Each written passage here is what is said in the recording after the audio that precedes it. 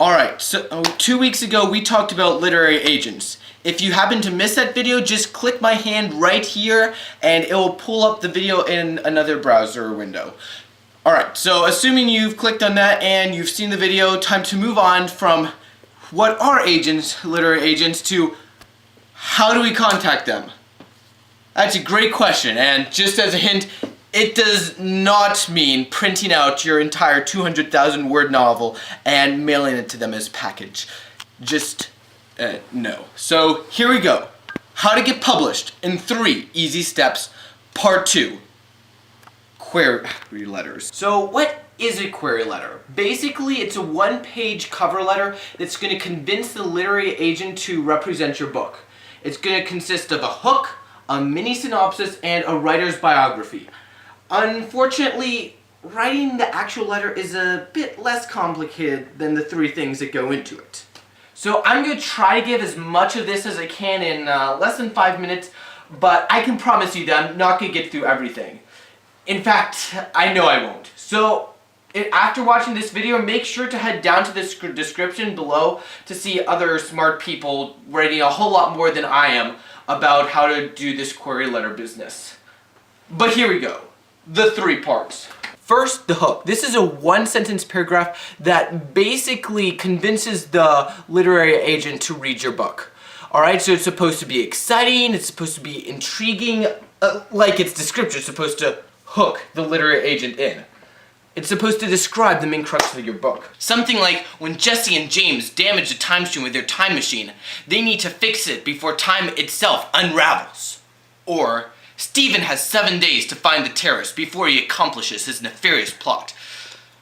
Alright, to be honest, those might not be very good, but hopefully you get the general gist. If you want to see better examples, head down to the description. I've got some there. Next, you have the mini synopsis. This is where you give a description of your book in around 150 to 300 words. Something similar to what you might see on the back page of a novel. A couple tips. First, don't name many characters. If you're talking about more than 3 characters, you're probably doing it wrong. The literary agent will get confused and won't read the rest of your query letter. Also, don't talk about side plots or a lot of backstory. You want to just get to the meat of your story as soon and as possible as you can and linger there. You want to keep it simple, short, and sweet. Finally, the last part is the writer's biography.